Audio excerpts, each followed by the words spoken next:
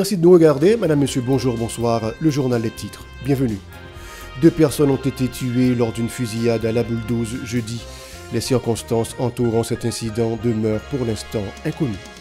Le Conseil présidentiel de transition a rapporté l'arrêté du 12 décembre 2022 qui avait institué le Haut Conseil de transition ACT, marquant ainsi la fin de cet organe. Le Premier ministre a visité jeudi les locaux du ministère de l'Intérieur et des collectivités territoriales MICT vandalisés récemment par des bandits armés. Des arrêtés officialisant plusieurs nominations importantes ont été publiés dans le journal Le Moniteur. Parmi celles-ci, Derby Guerrier a été désigné en tant que commandant-chef AI de la FADH et Madeleine Fils-Aimé comme nouveau responsable de l'OMRH. Des matériels et équipements arriveront en Haïti pour renforcer la lutte contre l'insécurité, a annoncé l'ambassadeur du Canada en Haïti, André-François Giroux. Fritz Deshommes, recteur de l'Université d'État d'Haïti, UH, a été nommé pour représenter Haïti à la commission de réparation de la communauté des Caraïbes CARICOM, selon une note officielle de la chancelière Dominique Dupuis, parue lundi dernier. Restez avec nous pour le développement.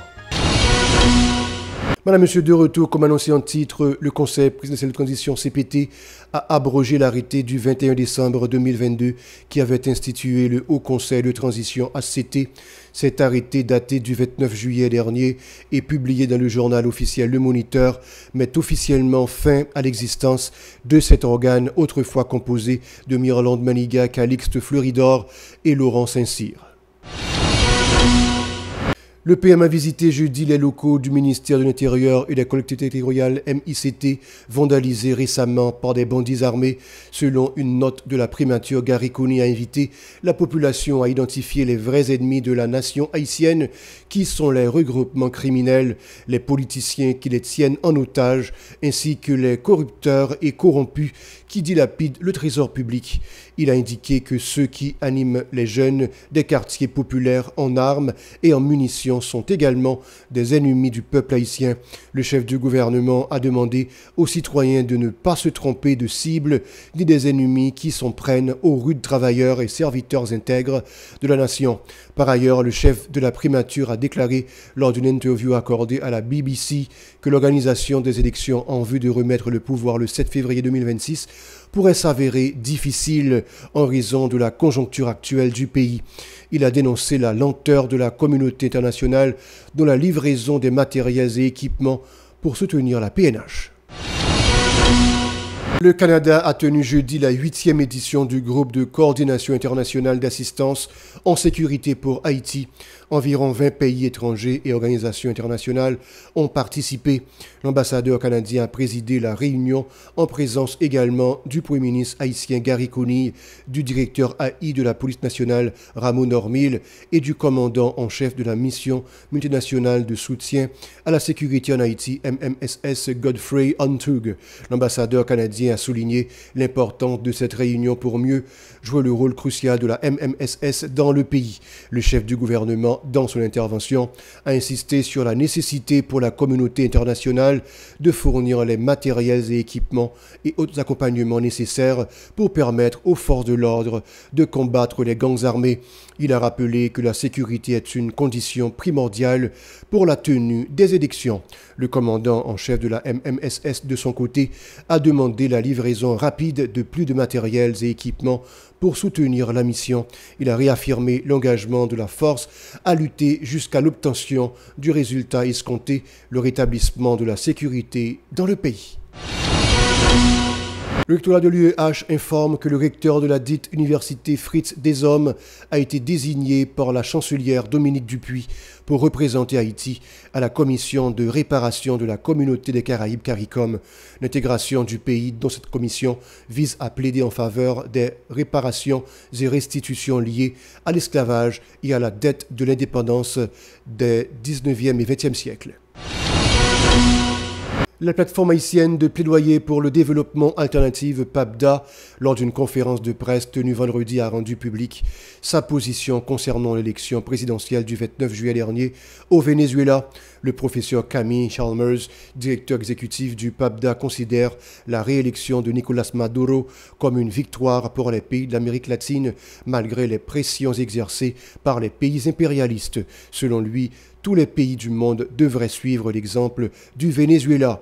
Écoutons-le au micro de Yasmine Sanon et de Marie-Carmel Auguste. Il faut que nous soulignions que la révolution bolivarienne a une très grande importance pour les peuples du monde. Je pense que le peuple haïtien doit être très attentif à progrès. Et je dis, défendre la révolution bolivarienne, défendre la victoire propre, Maduro remporté dans les urnes, c'est défendre justement les intérêts stratégiques des peuples. C'est vraiment extrêmement intéressant parce que le peuple haïtien et tous les peuples du monde ont un pile de bagages pour apprendre de solidité, de fiabilité et de transparence qui gagnent dans le système électoral vénézuélien. L'élection, ça a eu fait dans un contexte côté que Venezuela a subi depuis de longues années une agression constante, violente, criminelle de la part des États-Unis. Il y a 10 candidats à la présidence et tous les partis d'opposition étaient présents. Donc, dans ce sens-là, il y a un bagage, par exemple, très important pour nous connaître, c'est que Maduro, en fonction des dictats de la loi électorale vénézuélienne, il présentait devant la Cour suprême, candidat présenté avec preuve que y a en main devant la Cour suprême, et il invitait tous 10 candidats présentés avec lui devant la Cour suprême. Donc là, je pense que c'est un bail qui est intéressant, qui montre le respect que il y a des institutions vénézuéliennes, clairement en confirmant la victoire de Maduro aux urnes, Conseil national électoral, et qui baille Maduro 51,95% des voix. Il a également exhorté le peuple haïtien à se solidariser avec le Venezuela et à encourager les autorités haïtiennes à s'inspirer du système électoral vénézuélien. Suivez. Dans ce sens-là, nous-mêmes nous pensons que le peuple haïtien a un devoir de solidarité avec la révolution bolivarienne, non seulement en respect de la longue tradition qui unit deux peuples à travers différentes périodes historiques. Nous connaissons tout ce qui est passé entre Miranda et Dessalines, tout ce qui est passé entre Bolivar et Pétion. Et Bolivar écrit dans mémoire que sans l'apport de Pétion, pas de champ pour être capable de battre l'Espagne et permettre que tout le pays accéder à l'indépendance. Donc, on a une longue tradition de solidarité que nous ne doit trahir. Et en plus de ça, le peuple haïtien doit camper à côté de tout peuple qui a bataille pour indépendance, pour autodétermination, pour souveraineté, et qui a bataille contre ingérence et contre domination et saccage qu'un impérialiste a fait contre les intérêts stratégiques de tous les peuples du monde, et en particulier au niveau de l'Amérique latine. Nous pensons que c'est un devoir. Et nous pensons tout que l'épisode ça, le peuple haïtien a pile pour apprendre là-dedans, non seulement par rapport au grand progrès de la démocratie vénézuélienne, qui réussit à faire un mariage extrêmement original entre démocratie participative et démocratie représentative. Et nous croyons tout que nous devons faire très attention par rapport à la prochaine joute électorale en Haïti, pour nous capables justement d'organiser nous, pour nous éviter toute qualité d'ingérence. Le Parti Réveil national pour la souveraineté d'Haïti a invité la population à participer à une journée de mobilisation dimanche prochain pour protester contre les membres du gouvernement, le Conseil présidentiel de transition CPT, ainsi que l'ingérence de la communauté internationale. Le coordonnateur de l'organisation politique, Jean-Tel Joseph, a précisé que le rassemblement aura lieu au carrefour de Delma 32 à 10 h du matin. Il a appelé la population à venir protester contre l'insécurité. Suivons-le au micro de Yasmine Sanon et de Marie-Carmel Auguste. Spécial aux leaders communautaires, des quartiers populaires, des sections communales, des coins les plus reculés du pays. Je dis, c'est petit peuple-là qui pour camper, qui pour libérer le peuple. Yes.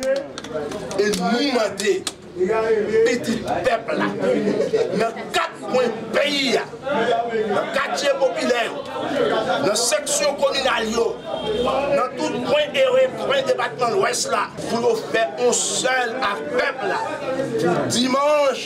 Pour dimanche, il y a 11 routes là pour nous faire commun, pour nous refaire l'histoire. Et nous dit population, nous dit la presse, nous dit le monde entier captant de nous, n'a préféré encore l'ère de la libération. Je dis à son cloche là sonné le 11 11 août, nous attendons tout le monde dans tout le pays. Son journée de lever campé général, côté nous allons mal conseiller. Son journée de lever campé général, côté nous allons mettre tout voler en bas. Son journée de lever campé général, côté nous allons mettre tout braquer en bas. L'ouverture du marché frontalier à Ouanamint, construit il y a plus de 2 années, a eu lieu vendredi. De nombreux petits commerçants du secteur informel étaient présents pour exposer leurs marchandises. Les autorités locales n'ont fourni aucune explication quant à l'ouverture de ce marché situé en face du marché binational qui est dysfonctionnel depuis septembre 2023 en raison de la fermeture unilatérale de la frontière par les autorités dominicaines.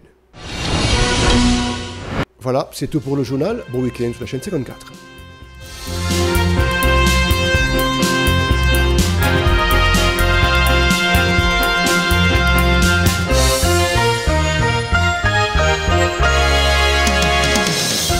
Si vous jugez que cette vidéo est intéressante, n'hésitez pas à liker et partager la vidéo. Et surtout, n'oubliez pas de vous abonner à cette chaîne et activer la cloche de notification pour ne pas louper aucune de nos vidéos.